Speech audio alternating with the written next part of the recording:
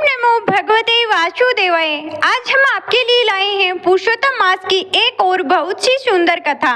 इससे पहले वाली कथा को आप सब लोगों ने बहुत पसंद किया है, उसके लिए धन्यवाद। आशा करते हैं आपको यह अगली कहानी भी बहुत पसंद आएगी। पुरुषोत्तम मास की ऐसी और भी सुंदर कहानियां हम आगे के वीडियो में लाते रहेंगे। साथ ही हमारे चैनल पर रोजाना आपको अधिक मास के महात्म्य में प्रतिदिन का अध्याय प्रतिदिन मिलता रहेगा। और यह सब सुनने के लिए यदि आपने अभी तक चैनल को सब्सक्राइब नहीं किया है तो अभी कर ले और बेल आइकन को क्लिक करना ना भूलें। इससे जब भी हम वीडियो अपलोड करेंगे तो तुरंत आपको नोटिफिकेशन मिल जाएगा। तो आइए सुनते हैं अधिक मास की एक और बहुत सुंदर सी कहानी। एक समय की बात है, एक गांव में एक बुढ़िया माई थी। उनके एक बेटा और एक बहू थी। बुढ़िया माई बहुत ही धार्मिक प्रवृत्ति की महिला थी। हर तीसरे साल पुरुषोत्तम मास आने पर स्नान, व्रत, दान और पुण्य किया करती थी।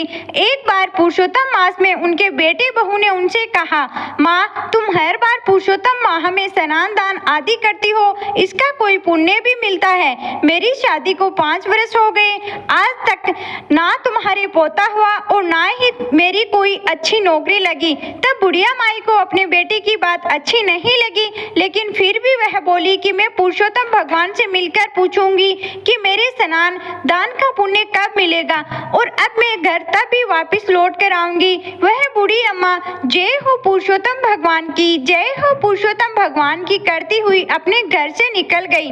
चलते चलते रास्ते में उन्हें एक कोड़ी मिली। उनसे बुढ़िया अम्मा ने पूछा, माई, तुम कहाँ जा रही हो? तो बुढ़िया माई बोली, भाई, मैंने अपने पूरे जीवन काल में हर तीसरे साल आने वाले पुरुषोत्तम मास का स्नान, व्रत, दान आदि किया, लेकिन मेरे बेटे बहू कहते हैं इसका कोई पुण्य नहीं मिला।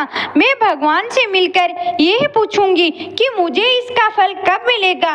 तब वह कोड़ी बोली, बहन, यदि तुम्हें पुरुषोत्तम भगवान मिले तो तुम उनसे मेरे भी दुख का निवारण पूछना। जब मैं छोटा था तब से मुझे कोढ़ है, मुझे किस बात की सजा मिल रही है? बुढ़िया बोली, जरूर पूछूंगी। यह कहकर जय हो पुरुषोत्तम भगवान की, जय हो पुरुषोत्तम भगवान की वापिस अपने रास्ते चल पड़ी। आगे जाकर उसे एक कुम्हार की पति पत्नी मिले। उन्होंने पूछा, बुढ़िया माई, आप कहाँ जा रही हो? बुढ़िया माई ने उन्हें भी सारी बात बता दी। तब वह बोले, माई, क्या तुम हमारे दुख का भी निवारण पुरुषोत्तम भगवान से पूछोगी? हमारी आजीविका का एकमात्र साधन यह मटके बनाना है। पिछले 3-4 वर्षों से हमारे चांग पर टूटे फूटे मटके बन रहे हैं। कुछ भी बच जाते हैं तो पकाते समय टूट जाते हैं। ऐसा क्यों हो रहा है? तुम यह जरूर पूछना।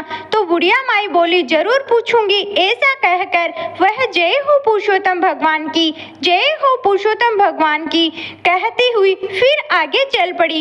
रास्ते में उन्हें एक सांप मिला और बोला कि बुढ़िया माई, मैं तुझे डस लूंगा। बुढ़िया माई बोली, तुझे अगर मुझे डसना है तो डस लेना, लेकिन अभी मैं पुरुषोत्तम भगवान से मिलने जा रही हूँ। उनसे मिलकर जब वापिस आऊं तो तुम मुझे डस लेना।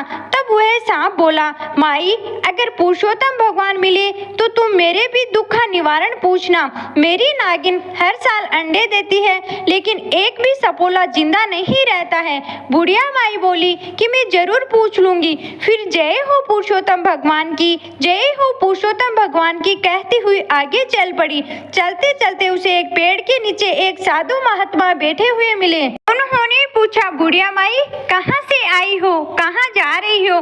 तो बुढ़िया माई ने उनके अपने बेटे बहू के दिए तानों की सारी बात बताई। तो साधु बोले, बुढ़िया माई, क्या भगवान ऐसे ही मिल जाते हैं और मिलने जाओ तो तुम उन्हें पहचानोगी कैसे? तो बुढ़िया माई बोली, मैं उन्हें पहचान लूंगी। ऐसा कहकर उसने साधु महात्मा को प्रणाम किया और बोली, जय हो पुरुषोत्तम भगवान की। तब पुरुषोत्तम भगवान ने उन्हें दर्शन दिए और बोले, तुम्हें क्या चाहिए? तो बुढ़िया माई बोली, मुझे आपके दर्शन होते ही सब कुछ मिल गया और मुझे और कुछ नहीं चाहिए। पुरुषोत्तम भगवान बोले, जा बुढ़िया माई, तेरा कल्याण हो। अब बुढ़िया माई रास्ते में मिले सभी दुखियारों के दुख का एक एक करके निवारण पूछने लगी। सबसे पहले बुढ़िया माई ने कोड़ी के लिए पूछा। तो भगवान बोले, बुढ़िया माई, वह अपने पिछले जन्म के कर्मों का फल भोग रही है। पिछले जन्म में वह एक राजा राजा था और अपने राज्य के लोगों को बिना अपराध के दंड देता था, उसे उनकी आह लगी है। तुम मेरी चरण धूल ले जाओ और उन्हें कोड़ पर लगा देना, वह ठीक हो जाएगा।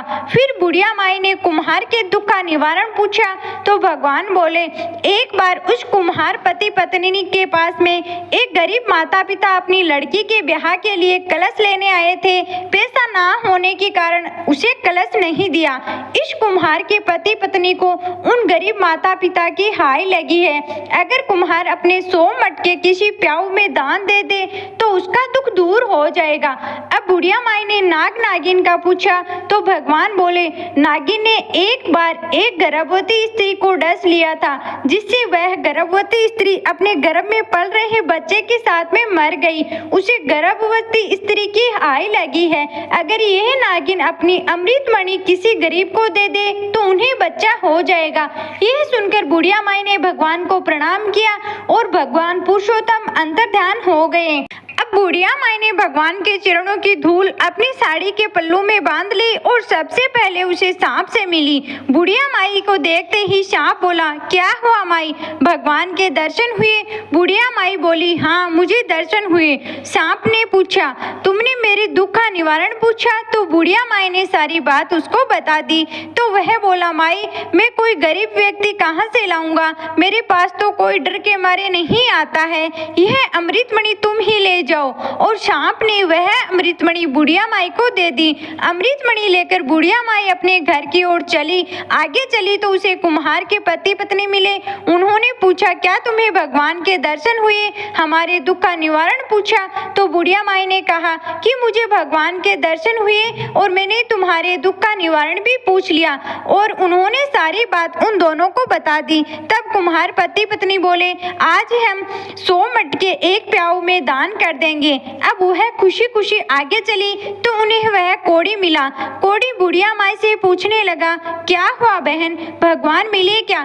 तो बूढ़ी अम्मा बोली, हाँ मुझे भगवान के दर्शन हुए और मैंने तुम्हारे दुख का निवारण भी पूछ लिया। यह तुम्हारे पूर्व जन्म के कर्मों का फल है जो तुम भोग रहे हो।